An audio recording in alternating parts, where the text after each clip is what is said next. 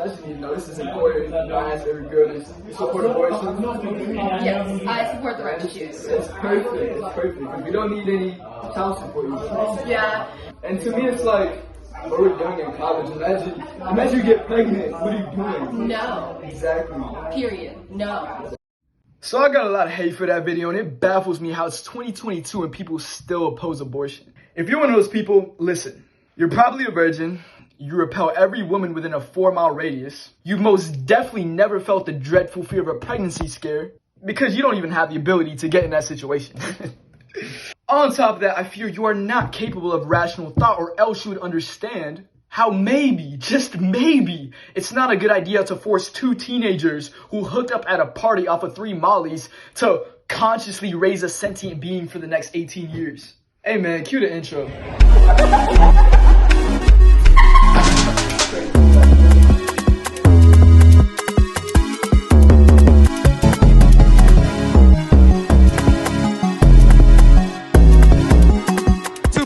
They might be irresponsible, and you know, a baby might come out of that. But if a girl want to rid herself of the responsibility, she has the ability to get an abortion, right?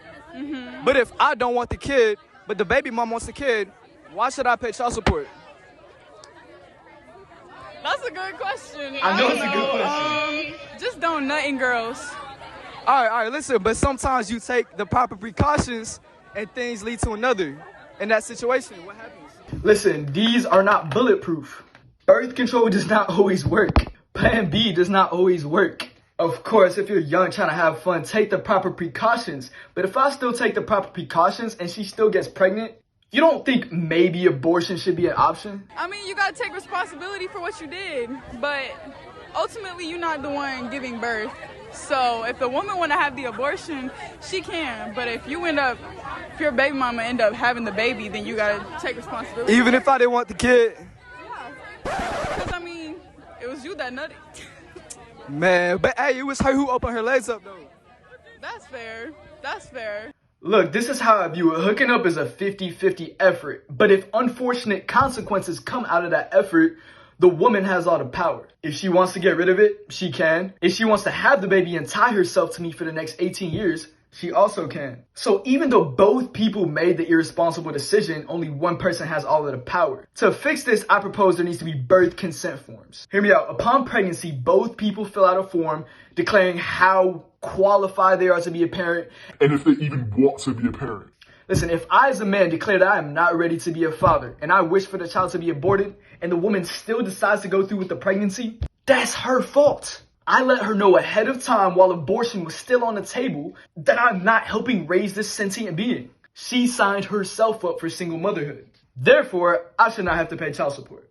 Now, all the sad boys who get no play are going to be in my comments like, hookup culture is bad. You shouldn't be partaking in casual sex. Alright, cry me a river, you get no bitches.